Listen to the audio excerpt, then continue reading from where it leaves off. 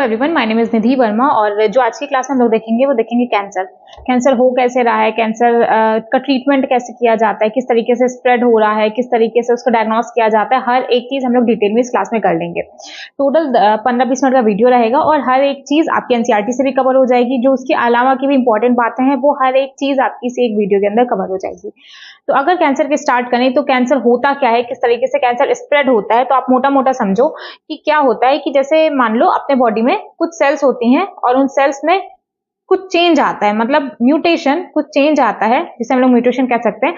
और उसके बाद यही नॉर्मल सेल्स, कोई अलग से, कोई बाहर से कुछ एक्स्ट्रा कुछ अलग नहीं हो रहा है। जो नॉर्मल सेल्स थी अपने बॉडी की वही नॉर्मल सेल्स चेंज हो जा रही है कुछ रीजंस की वजह से ट्यूमर सेल्स में, और इन्हीं सेल्स की वजह से कैंसर कॉज होता है। ठीक है, कैंसर हो जा रहा है क्योंकि अब अपनी सेल्स नॉर्मल नहीं रह गई। जो नॉर्मल सेल्स होती हैं इनका एक टाइम होता है। जैसे हम लोग क्या देखते हैं, हम लोगों ने आरबीसी देखा कि आरबीसी का हम लोग लाइफ स्पेन क्या देखते हैं कि 120 डेज की, भाई आरबीसी को 120 दिन तक अपना सारा काम हम निपटा लेना है और 120 दिन के बाद वो आरबीसी मर जाती है। ऐसा नहीं कि आरबीसी मर जाती है फिर नई नहीं बन रही, नई बन रही है, लेकिन पर्टिकुलर अगर आरबीसी की बात की जाए तो एक आरबीसी की लाइफ स्पेन अपना 120 डेज होता है। तो नॉर्मल सेल्स का कोई ना कोई एक टाइम लिमिट है कि नॉर्मल सेल्स होती हैं कुछ टाइम तक वो डिवाइड करेंगी, उसके बाद उनमें फर्दर डिवीजन नहीं होता है।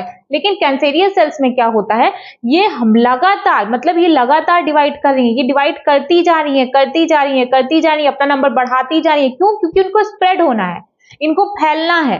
लेकिन नॉर्मल सेल्स के साथ ऐसा नहीं होता है। तो इतना समझो, नॉर्मल सेल्स थी, इसमें कुछ चेंजेस आए जिसके बाद ये कैंसेरियस सेल्स बन गई। अब होता क्या है, जैसे मान लो ये है आपका, ये अपनी नॉर्मल सेल्स होती है।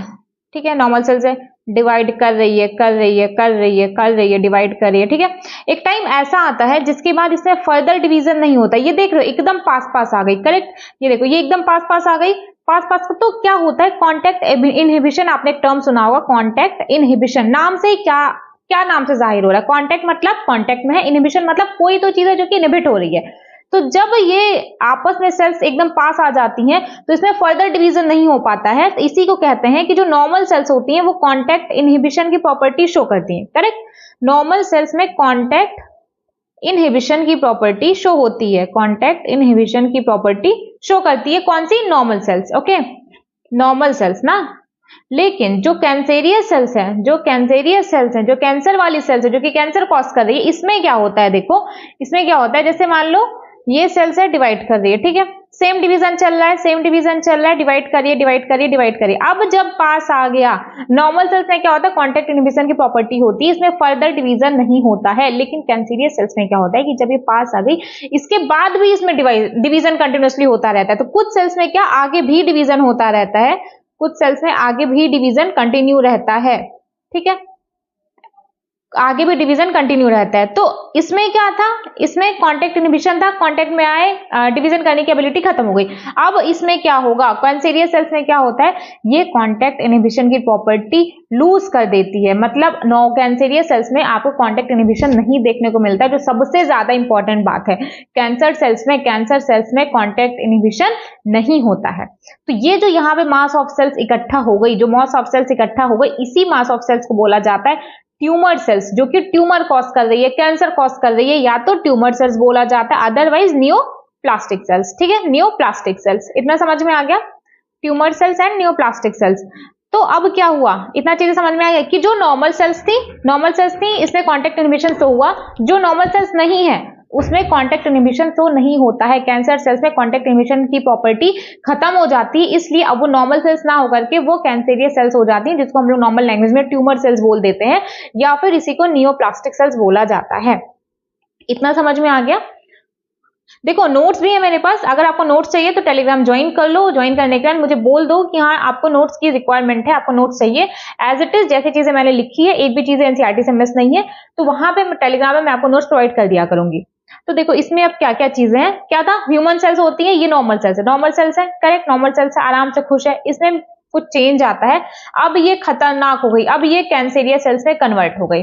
तो डिफरेंस क्या आएगा कि नॉर्मल सेल्स में जो डिवीजन हो रहा है, डिवीजन एक लिमिटेड टाइम पीरियड के लिए होता है, लेकिन जो कैंसेरियस सेल्स होती हैं इसमें डिवीजन इंडिफिनिटली होता है। मतलब डिवीजन होए जा रहा है, होए जा रहा है, होए जा रहा है, रुक ही नहीं रहा है। जो नॉर्मल सेल्स होती हैं इसमें कॉन्टैक्ट इनहिबिशन की प्रॉपर्टी शो होती है, लेकिन जो कैंसेरियस सेल्स होती हैं इसमें नहीं शो होती है। कैंसेरियस सेल्स में क्या होता है, इस तरीके से मास ऑफ सेल्स बन जाता है, ढेर सेल्स के ऊपर सेल्स के ऊपर सेल्स के ऊपर सेल्स इकट्ठा हो जाता है, मतलब बहुत ढेर सारा जब सेल बन जाता है तो इसी को बोला जाता है कि अब इसे ट्यूमर सेल्स बोला जाता है, और ट्यूमर सेल्स या इसी को नियोप्लास्टिक सेल्स भी बोला जाता है। इतना समझ में आ गया। इसके बाद बात करेंगे कि ट्यूमर तो बोल दिया, अब ट्यूमर कितने टाइप का होता है। ट्यूमर आपका बेसिकली दो टाइप का होगा, एक होगा बेनाइन ट्यूमर और दूसरा आएगा आपका मैलिग्नेंट। बेनाइन ट्यूमर और malignant tumour, correct, benign tumour malignant tumour. अब याद करने के लिए ये समझ लो कि जो बहुत बड़ा सा नाम है, मैंने ऐसा फैल्सीफेरम में भी बताया था कि जो प्लाज्मोडियम फैल्सीफेरम था, प्लाज्मोडियम वाइवेक्स कॉमन था, जो प्लाज्मोडियम फैल्सीफेरम था उसी में इंसानों की डेथ हो जा रही थी। तो मतलब जिसका जितना बड़ा नाम वो उतना ज्यादा डेंजरस, तो नाम से समझ रहा, जैसे ये मैलिग्नेंट है, बड़ा नाम है तो ये डेंजरस है, ये आपका कैंसर कॉज कर रहा है मैलिग्नेंट। बट जो बेनाइन ट्यूमर है इसमें ऐसा कुछ नहीं होता है। बेनाइन ट्यूमर में क्या होता है कि मान लो कोई सेल है थी, वहां पे आपका ट्यूमर क्रिएट हुआ, ठीक है, यहाँ पे ट्यूमर क्रिएट हुआ, ये स्प्रेड नहीं होता और बहुत कम डैमेज, लिटिल डैमेज, बहुत कम डैमेज कॉज करता है, बहुत कम डैमेज इससे होता है, ठीक है, बेनाइन ट्यूमर से। और मैलिग्नेंट ट्यूमर में क्या होता है, मैलिग्नेंट ट्यूमर जिसको हम लोग कैंसर कहते हैं, मैलिग्नेंट ट्यूमर में क्या होता है कि मान लो यहाँ पे कुछ सेल्स थी जिसमें आपका, इस सेल्स को हम लोग क्या बोला, tumour cells, correct, tumour cells. अब क्या होता है, जब ये यहां से ब्लड वेसल्स तो कंटिन्यूअसली बही रही होगी, तो जब ये ब्लड वेसल्स के कांटेक्ट में आती हैं तो ये जो ट्यूमर सेल्स होती है ये टूट टूट के इस ब्लड सेल्स में गिरना स्टार्ट कर देती है, गिरती रहती हैं। तो उससे क्या होता है, ये ब्लड वेसल्स में ब्लड के साथ फ्लो होकर के किसी ऑर्गन या किसी टिश्यू के पास जाती हैं, फिर वहां पे भी वो कैंसर कॉज कर रही हैं, वहां पे भी ये कैंसर कॉज कर रही है। देखो क्या हुआ कि पहले ये जो ट्यूमर सेल्स है, पहले ये भी नॉर्मल सेल्स थी, करेक्ट, इसमें ट्यूमर हुआ, ट्यूमर हो गया, करेक्ट। अब ट्यूमर हो गया तो अब ये फैल कैसे रहा है, ट्यूमर हो गया एक सेल में, तो अब क्या होता है, इसी ये जो ट्यूमर वाली सेल्स हैं यही ब्लड वेसल्स में थोड़ा बहुत गिरती रहती हैं, इनका थोड़ा बहुत पार्ट गिरता रहता है, और जब यही जाकर के नॉर्मल सेल्स के पास जाता है, नॉर्मल ऑर्गन्स के पास जाता है, नॉर्मल टिश्यू के पास जाता है, तो वहां पे भी वो ट्यूमर क्रिएट करने लग जाता है, और इसी प्रॉपर्टी को मेटास्टैसिस कहते हैं। मेटास्टैसिस क्या है कि जब नॉर्मल सेल्स जब कैंसेरियस सेल्स किसी और ऑर्गन, टिश्यू या सेल्स को डैमेज कर रही हैं, वहां पे भी ट्यूमर क्रिएट करा रही हैं, तो इसी प्रॉपर्टी को बोला जाता है मेटास्टैसिस। मेटास्टैसिस कौन शो कर रहा है, मेटास्टैसिस शो करता है आपका ट्यूमर सेल्स, कैंसेरियस सेल्स आपकी मेटास्टैसिस शो करती हैं। इतना समझ में आ गया कि कौन सी मैलिग्नेंट ट्यूमर थी, कौन सा बेनाइन ट्यूमर। देखो सिंपल, बेनाइन ट्यूमर होती हैं उसमें स्प्रेड नहीं होती हैं, वो एक जगह पे है तो वहीं की वहीं पड़ी हैं, ठीक है, एक जगह है तो वहीं की वहीं पड़ी है, कोई स्प्रेड नहीं हो रही, बहुत कम डैमेज कॉज करती हैं।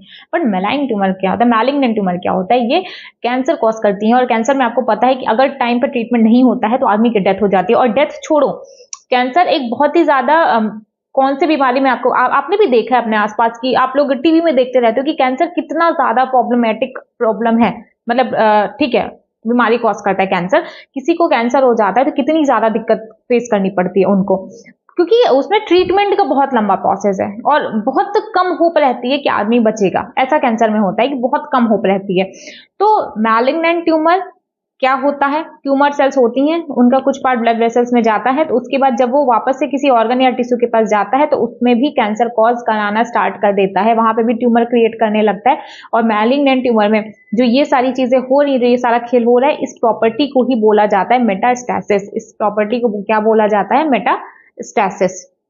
तो हम लोगों ने क्या देखा कि ट्यूमर कितने टाइप की थी, ट्यूमर टोटल आपकी दो टाइप की थी। कौन कौन सी, मैलिग्नेंट ट्यूमर और बेनाइन ट्यूमर। मैलिग्नेंट ट्यूमर बहुत तेजी से ग्रो करती हैं, स्प्रेड हो रही है और साथ ही साथ मेटास्टैसिस हो रही है। मेटास्टैसिस क्या होता है, मैंने बोला था कि कैंसर सेल्स का स्प्रेड होना, जहां पे वो ऑलरेडी थी वहां से जो नॉर्मल टिश्यू था, नॉर्मल ऑर्गन था, वहां पे जाना, वहां पे भी कैंसर कॉज कराना, यही आपकी मेटास्टैसिस होता है, ठीक है। तो मेटास्टैसिस कौन सो करता है, आपका मैलिग्नेंट ट्यूमर ही होता है, वही कैंसर कॉज कराता है, वही मेटास्टैसिस शो करता है, ठीक है। और जो मैलिग्नेंट ट्यूमर की जो सेल्स थी, मैंने क्या बोला था, वहां पे कॉन्टैक्ट इनहिबिशन नहीं होता है, कॉन्टैक्ट इनहिबिशन सिर्फ आपकी नॉर्मल सेल शो करती हैं। और वहीं अदर हैंड बेनाइन ट्यूमर में क्या होता है, बेनाइन ट्यूमर जिस जगह पे है वो वहीं पे पड़ी है, बहुत अच्छी है, ये बिल्कुल अच्छी भी नहीं है लेकिन एटलीस्ट स्प्रेड नहीं हो रही है ना, तो जहां पे है वो वहीं पे है, स्प्रेड नहीं होती और बहुत कम डैमेज कॉज करती हैं आपकी बेनाइन ट्यूमर। नेक्स्ट अगर बात किया जाए कि कैंसर किस तरीके से हार्म करता है, तो सिंपल सी बात समझो कि नॉर्मल सेल्स हैं, कैंसरस सेल्स हैं, ठीक है, नॉर्मल सेल्स हैं, कैंसरस सेल्स हैं, न्यूट्रिशन आ रहा होगा, ब्लड वेसल्स के थ्रू न्यूट्रिशन आ रहा होगा। तो कैंसरस सेल्स हैं वो ज्यादा, नॉर्मल लैंग्वेज में समझो, कैंसरस सेल्स ज्यादा डरावनी होती हैं। अब आप सोचो डरावनी होती है, वो क्या करती हैं कि जब न्यूट्रिशन आता है तो जो नॉर्मल सेल्स था वो उनका भी न्यूट्रिशन ले लेती हैं, तो जिससे क्या होता है, नॉर्मल सेल्स को प्रॉपर न्यूट्रिएंट मिल नहीं पाते और वो धीरे धीरे धीरे करके उनका नंबर रिड्यूस होने लगता है और वहीं पे कैंसर सेल्स का नंबर बढ़ने लगता है, क्योंकि उसको तो प्रॉपर न्यूट्रिशन मिल रहा है, वो अपना भी हिस्सा खाना खा रही है, वो नॉर्मल सेल्स का भी हिस्सा खाना खा रही है, नॉर्मल सेल्स को खाने ही नहीं दे रही है। तो इससे क्या होगा, जब आप बहुत लंबे टाइम तक खाना नहीं खाओगे तो आपका क्या होगा, आपका कुछ नहीं होगा। नॉर्मल लैंग्वेज में समझो, जब किसी भी आदमी को बहुत टाइम तक खाना नहीं दिया जाएगा, उसे प्रॉपर न्यूट्रिशन नहीं दिया जाएगा, तो अल्टीमेटली क्या होगा, माल न्यूट्रिशन का वो शिकार हो जाएगा, कुछ टाइम के बाद उसकी डेथ हो जाएगी, करेक्ट। लेकिन वहीं पे जिसको एक्सेल न्यूट्रिशन मिल रहा है तो वो तो मोटा तगड़ा होता जाएगा ना, फैलता चला जाएगा। तो कैंसर सेल्स नॉर्मली जो नॉर्मल सेल्स होता है उनका न्यूट्रिशन लेती हैं, उनको भूखा रखती हैं और यही होता है, इसी तरीके से वो हार्म करेंगी, क्योंकि धीरे धीरे वो स्प्रेड होना स्टार्ट कर देंगी, अपना नंबर बढ़ाएंगी, प्रॉपर न्यूट्रिशन उनको मिल रहा है, तो उस हिसाब से सेल्स उनकी प्रॉपर काम करती होगी। कैंसर कितने टाइप का होता है, कैंसर बहुत सारे टाइप का होता है, लेकिन मेनली आपको 3 याद रखना, एक होता है कार्सिनोमा, एक होता है सारकोमा, एक होता है आपका ल्यूकेमिया, ठीक है। तो जो कार्सिनोमा है, आप जितने भी कैंसर पढ़ोगे, ठीक है, जितने भी तरीके का आप कैंसर देखते हो कि हाँ किसी को कैंसर हुआ, किसी को ये कैंसर हुआ, किसी को लंग कैंसर हुआ, किसी को ब्रेस्ट कैंसर हुआ, किसी को स्किन कैंसर हो रहा है, तो ज्यादातर जो कैंसर्स होते हैं वो होते हैं आपके कार्सिनोमा टाइप के। कार्सिनोमा टाइप के आपके सबसे ज्यादा कैंसर होते हैं। कार्सिनोमा कौन सा कैंसर होगा, जब एपिडर्मिस टिश्यू का, जब एपिथेलियल टिश्यू का जब कैंसर होता है, जब एपिथेलियल टिश्यू का कैंसर होता है तो उसी को कार्सिनोमा बोला जाता है। कार्सिनोमा में क्या होगा, cancer of epithelial tissue. Example देख लो, lung cancer, skin cancer, breast cancer, stomach cancer, pancreatic cancer, जितने भी आप कैंसर सुनते हैं ये सारे आपके होते हैं कार्सिनोमा टाइप के कैंसर, मतलब इसमें एपिथेलियल टिश्यू का कैंसर हो रहा है। वहीं पे जब सार्कोमा की बात की जाए तो सार्कोमा क्या होता है, इसमें क्या होता है, कैंसर कहां से स्टार्ट होता है, कनेक्टिव और सपोर्टिव टिश्यू से आपका बिगिन होता है। कौन कौन सा एग्जांपल है, बोन, मसल्स एंड कार्टिलेज। फिर लास्ट आता है ल्यूकेमिया। ल्यूकेमिया में क्या होता है, ब्लड सेल्स में कैंसर होना स्टार्ट हो जाता है। ल्यूकेमिया में क्या होता है, ब्लड सेल्स में कैंसर होता है, ठीक है। और उसके बाद अगर कॉज की बात करो तो कोई ना कोई एजेंट होता है जो कोई ना कोई बीमारी कॉज कराता है, करेक्ट। तो कैंसर में क्या होता है कि कौन कैंसर कॉज करा रहा है, तो वो होता है कार्सिनोजन। कार्सिनोजन क्या होता है, कार्सिनोजन मेन रीजन है जो कि कैंसर कॉज कराता है। कार्सिनोजन मेन होता है जो कि कैंसर कॉज कराता है। कार्सिनोजन क्या होता है कि मान लो जैसे ये यहाँ पे देख लो, ये नॉर्मल सेल्स है, नॉर्मल सेल्स के बीच में एक जीन होती है जिसको कहते हैं प्रोटोऑन्कोजीन, ठीक है। नॉर्मल सेल्स है, अच्छा खासा खुश है, कोई सींघे नहीं है, ये होता है प्रोटोऑन्कोजीन, इसके अंदर प्रोटोऑन्कोजीन होता है। फिर क्या होता है, इसी कार्सिनोजन कुछ केमिकल्स की वजह से, कार्सिनोजन को भी छोड़ दो तो प्रोटोऑन्कोजीन होता है, करेक्ट। तो कुछ केमिकल्स की वजह से यही प्रोटोऑन्कोजीन ऑन्कोजीन में कन्वर्ट हो जाता है, ठीक है। क्या हुआ, यही प्रोटोऑन्कोजीन आपका कन्वर्ट हो गया आपका ऑन्कोजीन में। अब ये नॉर्मल सेल्स नहीं रही, अब इसकी 2 सींघें निकल गई हैं, अब ये हो गई हैं कैंसेरियस सेल्स। आप ये मत बोलना कि 2 सींघें निकल जाती हैं, मैंने आपको समझाने की बोला कि ये कोई डरावना हो, है। तो क्या आपने देखा क्या हम देखा कि जैसे मान लो ये नॉर्मल सेल्स है, इसके अंदर ये होता है आपका प्रोटोऑन्कोजीन, ये होता है आपका प्रोटोऑन्कोजीन। तो फिर इसी में चेंज आता है और प्रोटोऑन्कोजीन कन्वर्ट हो जाता है ऑन्कोजीन में। और चेंज किसकी वजह से आया है, कुछ केमिकल्स होते हैं जिनकी वजह से चेंज आता है और यही केमिकल कॉज करते हैं कैंसर, ठीक है। अब ये केमिकल कितने टाइप का होता है, ये केमिकल 3 टाइप का होता है। एक होगा फिजिकल, एक तो ये फिजिकल टाइप का कार्सिनोजन होता है और इसी केमिकल को कार्सिनोजन बोला जाता है, ठीक। कार्सिनोजन, ये याद रखिएगा, टर्म कार्सिनोजन याद रखिएगा। वो कार्सिनोजन 3 टाइप का होगा, एक होगा फिजिकल, एक होगा केमिकल, एक होगा आपका बायोलॉजिकल ही होता है ना, हाँ बायोलॉजिकल, एक होता है बायोलॉजिकल।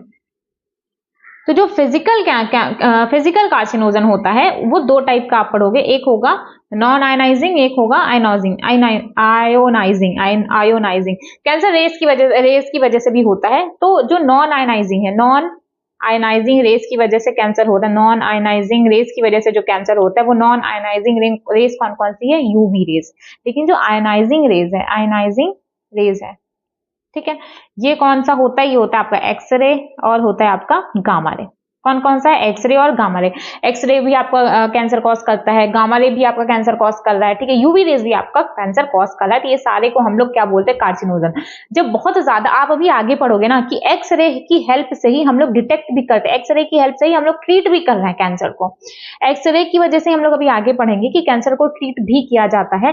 बट डिफरेंस क्या है कि अगर एक्सरे की वजह से कैंसर हो भी रहा है, एक्सरे की वजह से कैंसर ठीक भी हो रहा है, तो डिफरेंस होता है इंटेंसिटी में।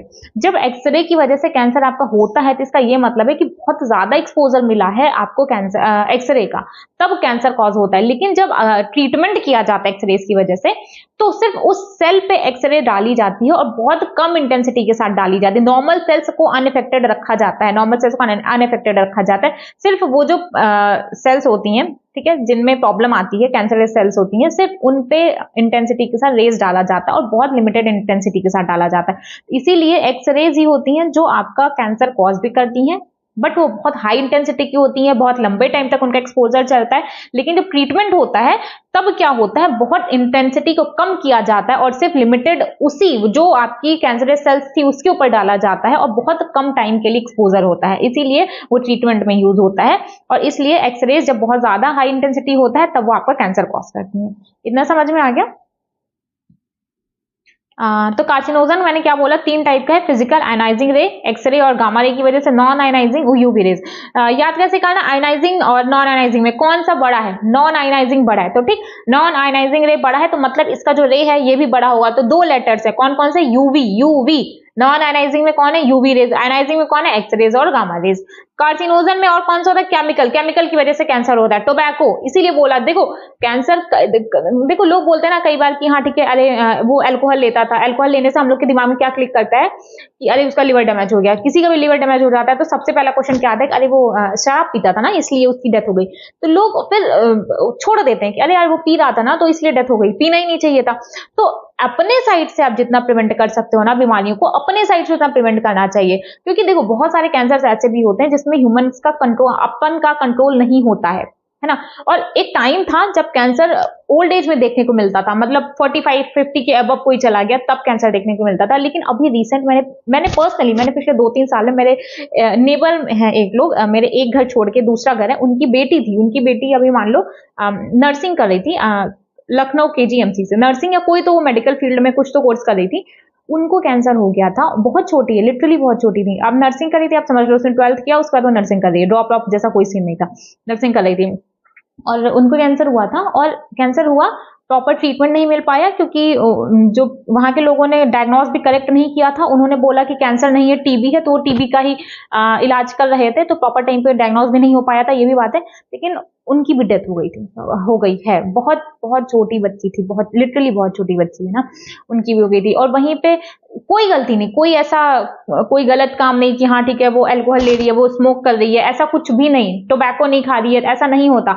लेकिन वहीं पे एक और है मेरे जानने में रिलेटिव, वो भी थे, तो उनको ओरल कैंसर था। उनको ओरल कैंसर कैसे हुआ कि वो बहुत टाइम पहले, मतलब उनको छोड़े 8-10 साल हो गया है, लिटरली उनको छोड़े 8-10 साल हो गया। 8-10 साल पहले वो खाया करते थे नो डाउट, बट 8-10 साल पहले उन्होंने छोड़ दिया, बट स्टिल उनके यहाँ पे कहीं पे तो माउथ में ही, कहीं पे अंदर के साइड पे थोड़ा सा उनको स्टार्ट हुआ और वो उनको उठा, स्वेलिंग लगती थी, उन्हें ठीक नहीं हो रहा था। फिर उन्होंने ट्रीटमेंट कराया, डायग्नोस कराया, तो उनको पता चला कि अच्छा ठीक है उनको कैंसर है। लेकिन अभी उनका सब ठीक है। और वो भी मैं आपको बता देती हूँ कि लखनऊ में टाटा का कोई तो हॉस्पिटल है, अगर कभी भी आप ऐसा कुछ सुनो आपके आसपास यहाँ किसी को है तो आप सजेस्ट कर सकते हो कि टाटा का कोई तो हॉस्पिटल है लखनऊ में, अलग अलग सिटीज में भी है, बट उनका तो लखनऊ से हुआ है, क्योंकि लखनऊ का ही मैंने सुना कि बहुत अच्छा है।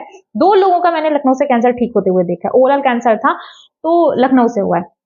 हालांकि लाइफ टाइम उन्हें मेडिकेशन पे ही रहना होगा, उन्हें टाइम टू टाइम जाना पड़ता है, विद इन मतलब 3 महीने के डिफरेंस पे उन्हें जाना पड़ता है वापस से चेकअप कराने के लिए। लेकिन एटलीस्ट आदमी जी तो रहा है, जिंदा तो है, तो चलो ठीक है, इनका गलती की वजह से ये कभी ना कभी, लेकिन 8-10 साल पहले ऑलरेडी छोड़ चुका है बंदा, फिर कैंसर हो जा रहा है। तो अपने तरफ से जितना रोक सकते हो उतना रोको, अदरवाइज कुछ बीमारियां होती हैं, पता नहीं होता कब क्या हो जाए, लेकिन खुद से उनको मत बुलाओ। तो केमिकल में टोबैको है, बायोलॉजिकल में कुछ वायरस की वजह से कैंसर हो जाता है, बैक्टीरिया की वजह से कैंसर हो जा रहा है। तो अगर वायरस की वजह से होता है तो उसमें क्या चेंज आता है, उसको वायरल ऑन्कोजीन्स उसको बोलते हैं। और जो वायरस कैंसर कॉज करता है उसमें आप एग्जाम्पल में एक देख लो, HPV, HPV human papilloma virus. Human papilloma virus आप लोगों ने सुना होगा डेफिनेटली कि ये वुमेन्स के अंदर होता है सर्वाइकल कैंसर, ठीक है। HPV कॉज करता है सर्वाइकल कैंसर। कौन कॉज करता है? आपका HPV, जिसका फुल फॉर्म है human papilloma virus. Human papilloma virus. Diagnosis की अगर बात किया जाओगे कि किस तरीके से पता करते हैं कि कैंसर है या नहीं, उसमें 3-4 तरीके हैं। फर्स्ट आएगा बायोप्सी या हिस्टोपैथोलॉजिकल स्टडी, सेकंड आएगा रेडियोग्राफी, थर्ड आएगा सिटी स्कैन, फोर्थ आएगा MRI। रेडियोग्राफी, सिटी स्कैन तो बहुत कॉमन है, आप लोगों ने डेफिनेटली सुना होगा। MRI भी आप लोगों ने डेफिनेटली सुना होगा। बायोप्सी और हिस्टोपैथोलॉजिकल स्टडी में क्या होता है मैं आपको बता देती हूँ। क्या होता है, जैसे मान लो ये आपकी सेल्स है, ठीक है ना, ये सेल्स नहीं है लेकिन समझ लो। यहाँ पे क्या होता है, जैसे मान लो ये आपको ट्यूमर सेंस हुआ, जैसे मान लो आपको पता चला कि अच्छा यहाँ पे कहीं पे ट्यूमर क्रिएट हो रहा है। ट्यूमर मींस आपको लगेगा ना गांठ जैसा बन जाता है, आपको खुद से समझ में, मतलब भगवान ना करे आप में से किसी को, लेकिन समझ में आ जाता है कि यहाँ पे कुछ तो है, क्योंकि वो स्वेलिंग में नहीं होती, वो अंदर दबता नहीं हो, ठीक है। जैसे स्वेलिंग में क्या होता है कि अपन ऐसे करते हैं तो हल्का सा लगता है कि हाँ अंदर की तरफ दब रहा है, बट जब गांठ बन पड़ती है ना, जब ट्यूमर बनता है कहीं पे, तो वो हार्ड होता है थोड़ा। तो जब भी ऐसा कुछ लगता है किसी को कि हाँ उसको कैंसर है, या फिर कुछ भी उसे ट्यूमर लगता है कि हाँ यहाँ पे कुछ तो अपने बॉडी में उठा हुआ है, ये वाला पोर्शन, तो उसमें क्या करते हैं, यहाँ का एक पार्ट, यहाँ से इस सेल को थोड़ा सा काटा जाता है, फिर इसी को माइक्रोस्कोप के अंदर एग्जामिन किया जाता है, माइक्रोस्कोप के अंदर एग्जामिन किया जाता है, तो कुछ तो नॉर्मल सेल्स होते हैं, और अगर मान लो उसको ट्यूमर है, ठीक है, तो यहाँ पे समझ में आ जाता है माइक्रोस्कोप के अंदर कि कुछ अनकंट्रोल्ड ग्रोथ देखने को मिलेगी, या नॉर्मल सेल्स के अलावा सेल्स देखने को मिलेगी, तब यहाँ से पता चलता है कि अच्छा इस आदमी को कैंसर है। बट अगर काटने के बाद भी यहाँ पे जब माइक्रोस्कोप के अंदर देखा जाता है सारी सेल्स नॉर्मल लगती हैं, तो दैट मीन्स कि, क्योंकि देखो हर बार ट्यूमर कैंसर ही नहीं होता, ये भी बात है, हर बार ट्यूमर कैंसर ही नहीं होता है, लेकिन क्यों रिस्क लेना, जब भी कुछ ऐसा दिखता है कि हाँ ठीक है यहाँ पे ट्यूमर जैसा दिख रहा है, तो उसको यहाँ से काटा जाता है, उस पार्ट को, स्किन को काटा जाता है, फिर उसको माइक्रोस्कोप के अंदर स्टडी किया जाता है, उसी को हिस्टोपैथोलॉजिकल स्टडी बोला जाता है। यहाँ से पता चलता है कि अच्छा कैंसर है कि नहीं। सेकेंड आता है आपका रेडियोग्राफी। रेडियोग्राफी में क्या होता है, एक्सरे को यूज किया जाता है, मैंने इसको पहले ही बता दिया, रेडिएशन बहुत कम होता है इसलिए एक्सरे का यूज किया जाता है डिटेक्शन में भी, और एक्सरेज की वजह से जब एक्सपोजर बहुत ज्यादा होता है, इंटेंसिटी बहुत ज्यादा होती है, तब एक्सरेज कॉज भी करता है कैंसर, तो जब एक्सरे का यूज किया जाता है तब 2D इमेज बनती है। लेकिन थर्ड आएगा सिटी स्कैन। सिटी स्कैन का फुल फॉर्म क्या है, कंप्यूटेड टोमोग्राफी। तो इसमें क्या होता है कि एक्सरे का यूज करके 3D इमेज क्रिएट करता है। हम लोग सिटी स्कैन में क्या देखते हैं, एक ऐसी कोई तो गोल सी मशीन होती है, इसी के अंदर आदमी को लिटा दिया जाता है, यही तो देखते हैं। यहाँ पे क्या होता है कि हर तरफ से एक्सरे का एक्सपोजर मिलता है और पता चलता है कि अच्छे इस आदमी को कौन कौन सी जगह पे कैंसर हुआ है। 2D इमेज प्रॉपर तरीके से नहीं दिखा पाता, क्योंकि आपको पता है 2D इमेज में क्या ही दिखाएगा, बट जो 3D इमेज होता है वो पूरा आदमी को दिखा देता है कि कहीं पे भी अगर छोटा भी कैंसर होता है, छोटा भी ट्यूमर सेल्स क्रिएट हो रही होती है, तो सिटी स्कैन के थ्रू पता चल जाता है। लास्ट आता है MRI। MRI क्या है, मैग्नेटिक रेजोनेंस इमेजिंग करता है, और MRI ही सबसे ज्यादा सेफेस्ट है, क्योंकि कहीं ना कहीं देखो, एक मिनट, कहीं ना कहीं देखो आप, यहाँ पे भी एक्सरे यूज हो रहा है, यहाँ पे भी एक्सरे यूज हो रहा है, यहाँ पे काटा पीटा जा रहा है, तो सबसे ज्यादा सेफ कौन सा है, सबसे ज्यादा सेफ होता है आपका MRI। इसमें क्या होता है, मैग्नेटिक फील्ड और नॉन आयनाइजिंग रे का यूज किया जाता है। नॉन आयनाइजिंग रे कौन सी, आपकी UV रेज। तो by using magnetic field and non ionizing rays हम लोग डिटेक्ट कर सकते हैं कि कैंसर है या नहीं है। ये सारी बात हो गई डिटेक्शन की। और एक और है antibodies against cancer specific antigens. इससे भी, एंटीबॉडीज से भी हमें पता चलता है कि अच्छा इसको कैंसर है या नहीं। ट्रीटमेंट में क्या करना होता है, एक तो सर्जरी, कोई सेल है उसमें ट्यूमर क्रिएट हुआ, उसको काट पीट के निकाल दो, तो सर्जरी कर दी गई, बट इतना इजी नहीं होता है, ये सब इनिशियल होता है, तो जिनकी मैंने बात किया, जिनको ओरल कैंसर था, उनमें सर्जरी ही, मुझे बहुत ज्यादा डिटेल में नहीं पता है, लेकिन आई थिंक उनकी सर्जरी हुई है कि उनका यहाँ का तो माउथ का पार्ट उनका निकाला गया है जहाँ पे ट्यूमर था, और हाँ, और फिर वहां पे स्किन कहीं और से लाके वहां पे लगाई गई है, तो उनका तो सर्जरी था। बाकी इसके अलावा और कौन कौन सा था मुझे उतना डिटेल में नहीं पता, लेकिन सर्जरी हुई है उनकी। तो ट्रीटमेंट कौन कौन सा है, सर्जरी, रेडिएशन थेरेपी, कीमोथेरेपी और इम्यूनोथेरेपी। ज्यादातर यही तीनों होता है, surgery, radiation therapy and chemotherapy. Surgery में मैंने आपको बता दिया क्या होता है। कीमोथेरेपी में क्या होता है कि ड्रग दिया जाता है जो कि ग्रोइंग सेल्स, जो कि फास्ट ग्रोइंग सेल्स है, उनको मार देती है और डिवीजन को रोक देता है। तो जब डिवीजन ही रोक गया तो फर्दर कैंसर सेल्स नहीं बन पाती है, तो ये होता है आपका कीमोथेरेपी में। ड्रग कौन कौन सी है, विनब्लास्टिन और विनक्रिस्टिन, सदाबहार से मिलती है। कौन कौन सी ड्रग है, विनब्लास्टिन और विनक्रिस्टिन।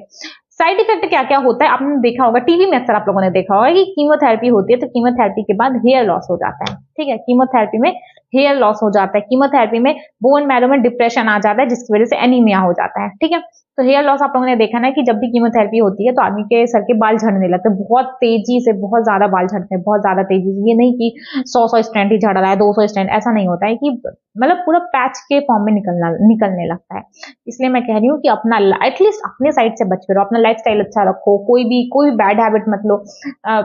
क्यों मजा आता है, आप जैसे जो भी लड़के मेरा वीडियो देख रहे हैं, मुझे नहीं समझ में आता कि क्या क्या उनको मिलता है अल्कोहल लेकर के, स्मोक करके, पैसे की बर्बादी। क्योंकि देखो, अगर आप मेडिकल की तैयारी कर रहे हो दैट मीन्स कि आप मिडिल क्लास फैमिली से बिलोंग करते हो, सिंपल सा फंडा है। मिडिल क्लास फैमिली में एक फादर ये नहीं अफोर्ड कर सकता कि उस, और जो स्मोक करता है, मैंने ये भी सुना है, देखा भी है, जो स्मोक करता है ऐसा नहीं है कि वो एक दिन में बस एक ही बार स्मोक कर रहा है, वो लोग दिन भर में 4, 5, 6, 7, 8, 10 इस तरीके से वो लोग स्मोक करते हैं, ठीक है। इतना सिगरेट वो लोग एक दिन में खत्म कर देते हैं। तो कितना भी मिनिमम कॉस्ट आएगा, जहां तक मैंने सुना है 10-15 रुपए एक स्मोक का कॉस्ट आता है, ठीक है। आपने एक बार स्मोक किया, आपकी एक सिगरेट 10-15 रुपए की आती है। अगर कोई भी बच्चा है जो स्मोक कर रहा है तो सोचो एक दिन में अगर 10 रुपए का कर रहा है तो उस हिसाब से 50 रुपीज, अप्रॉक्स 50, 100 इस तरीके से वो अपना इस सब चीजों में डाल देते हैं। तो एक मिडिल क्लास फादर जो कि पता नहीं कहां पे, पता नहीं कितना सेक्रीफाइस करके, कितना ज्यादा मेहनत से पैसा आपको दे रहा है, और आप लोग सिर्फ उसको स्मोक करने में निकाल देते हो। और एक और बात, स्मोक किस तरीके से होता है मैं ये भी बता, आपको पता ही होगा, जनरली लोग नहीं स्टार्ट करते, उनके जो सराउंडिंग होते हैं ना, जो दोस्त, वो लोग बोलते हैं अरे भाई कर ले, क्या ही चला जाएगा, एक बार तो कर ले, एक बार तो कर ले, देख बहुत मजा आता है। मैं हमेशा एक बात बोली हूं कि दोस्त वो होते हैं जो आप गलत कर रहे हो आपको वहां से बचा के लाएं, ठीक है। दोस्त वो नहीं होते हैं जो आपको गड्ढे में ढकेल दें, ठीक है, सिंपल सा फंडा है। तो अगर कोई दोस्त आपसे कह रहा है ना कि स्मोक कर, अगर अच्छा दोस्त वो होगा ना, अगर वो नहीं कर रहा है तो वो आपको ट्राई करेगा कि आप भी मत करो। अगर आपकी ऐसी कोई आदत है तो आपको छुड़ाने का ट्राई करेगा। बट वहीं पे जो गलत होते हैं या जो दोस्ती के नाम पे पता नहीं क्या करते हैं, वो लोग कहेंगे भाई कर ना, क्या चला जाएगा, एक बार कर ले, कल से मत करना। बट धीरे धीरे उस आदमी की आदत में आ जाता है, ठीक है। तो कीमोथेरेपी में क्या होता है, ये देखो, ये थोड़ा टॉपिक से के अलावा बात नहीं है, लेकिन ये सब बातें थोड़ा ध्यान दिया करो कि जो चीज आपके काम की नहीं है वो चीज क्यों करना। अभी मेरे घर के पास में ही एक लोग की डेथ हुई है, अल्कोहल, उनका लिवर डैमेज हो गया था अल्कोहल की वजह से। मतलब वो लोग तो मेरी मम्मी लोग से भी मतलब मिलते थे कभी कभी, कॉलोनी के ही है, तो खुद से सोचो ना कि और उनकी बीवी भी थी, उनके बच्चे भी थे, बच्चे भी बहुत ढेर सारे थे, बच्चे भी थे। उन्होंने हमेशा क्या बोला कि जब मैं काम पे जाता हूँ तो वहां पे मेरे दोस्त लोग पिला देते हैं, ठीक है, ड्रिंक करा देते हैं। तो सब बोलते थे कि मत किया करो, तो बोलते हैं हाँ ठीक है मैं खुद से नहीं करता। तो उनके साथ ऐसा था कि वो खुद से नहीं करते थे, अपने दोस्तों की वजह से उनका स्टार्ट हुआ, और एक टाइम के बाद उनकी नीड हो गई, उन्हें अब चाहिए ही चाहिए। खुद की डेथ हो गई, बट अब उनकी वाइफ क्या करे, क्योंकि उन लोग फाइनेंशियली उतने ज्यादा स्टेबल नहीं थे। अब उनकी वाइफ क्या करें, 4-5 बच्चे हैं उनके, छोटे छोटे बहुत छोटे छोटे बच्चे हैं उनके। मतलब पता नहीं क्या लोग करते हैं, वो सोचते ही नहीं है बिल्कुल। तो अगर आप लोग के अंदर ऐसी कोई चीज है तो आप लोग मत करो, और अगर किसी को रोक सकते हो तो उसको भी ट्राई करो कि वो भी ना करे, क्योंकि ये सारी चीजें गलत होती हैं। अब टॉपिक की बात करते हैं, साइड इफेक्ट मैंने आपको बता दिया। अब आएगा आपका इम्यूनोथेरेपी। इम्यूनोथेरेपी में क्या होता है, कुछ बायोलॉजिकल रिस्पॉन्स मॉडिफायर्स होते हैं जो कि अपने ही मतलब हमारे ही बॉडी के इम्यून सिस्टम को एक्टिवेट कर देते हैं। एक्टिवेट करने से क्या होगा, जो कि कैंसर सेल को मारना स्टार्ट कर देगा, ठीक है। और ये बायोलॉजिकल रिस्पॉन्स मॉडिफायर कौन कौन से, अपने एनसीईआरटी में एग्जांपल दिया गया है अल्फा इंटरफेरॉन का, ठीक है। अल्फा इंटरफेरॉन का एग्जांपल दिया गया, यहां से क्वेश्चन आ चुका है इसलिए इसको याद रखिएगा, अल्फा इंटरफेरॉन, ठीक है। ये रहा आपका पूरा कैंसर, सारी चीजें मैंने आपको डिटेल में बता दी हैं। इसके अलावा अगर आपको कोई भी डाउट आता है तो डिस्क्रिप्शन में आपको लिंक मिल जाएगा टेलीग्राम का, वहां से जाकर के आप टेलीग्राम ज्वाइन कर सकते हो। अदरवाइज कमेंट में जाकर के कुछ भी डाउट आता है पढ़ाई से रिलेटेड, वहां से भी जाके आप कमेंट कर सकते हो कि आपको ये सारी चीजें नहीं समझ में आ रही है। नेक्स्ट, कोई और भी अगर आपका डाउट आ रहा है कि आप टाइम मैनेज नहीं कर पा रहे हो, आपको नहीं पता रिवीजन किस तरीके से करना है, आपको नहीं पता कि ऑनलाइन कोचिंग लेनी है, ऑफलाइन कोचिंग, नीट्स के रिगार्डिंग कोई भी अगर आपका डाउट है तो आप कमेंट में जाओ, वहां पे जाके मुझे बता सकते हो कि हाँ दीदी या मैम, जो भी आपको कंफर्टेबल लगे, मेरा ये डाउट है, मुझे ये चीज समझ में नहीं आ रही है, ठीक है, जितना मुझसे पॉसिबल हो सकेगा उतना मैं ट्राई करूंगी कि हाँ ठीक है आपका डाउट क्लियर हो सके। अदरवाइज आप डिस्क्रिप्शन में आपको टेलीग्राम लिंक मिल जाएगा, आपको नोट्स चाहिए तो वहां पे भी जाके आप मुझे बता सकते हो कि आपको नोट्स चाहिए, मैं आपको वहां पे नोट्स प्रोवाइड कर दूंगी। यूजुअली हम नोट्स नहीं देते हैं क्योंकि मुझे लगता है कि आपको खुद से बनाना चाहिए, लेकिन अभी ये छोटे छोटे टॉपिक चल रहे हैं तो ठीक है चल जाएगा। और जो भी मेरा नोट्स रहता है तो इसमें ऐसी कोई भी चीज नहीं है जो कि एनसीईआरटी के बाहर हो या फिर हर एक चीज बहुत इजी लैंग्वेज में लिखी गई है, तो आपको ऐसा कुछ खास इशू नहीं आएगा। तो बाकी अच्छे से पढ़ाई करते रहो, कोई भी गलत आदत मत अपनाओ, ना खुद अपनाओ ना अपने दोस्तों को अपनाने दो, क्योंकि हमेशा ध्यान रखना अच्छा दोस्त वो होता है जो आपको खाई में से निकाल के लाता है, अच्छा दोस्त वो कभी नहीं होता है जो आपको गड्ढे में लेके जाता है। ठीक है, ये बात हमेशा ध्यान रखिएगा। ओके चलो, हंसते मुस्कुराते रहो, बाय बाय।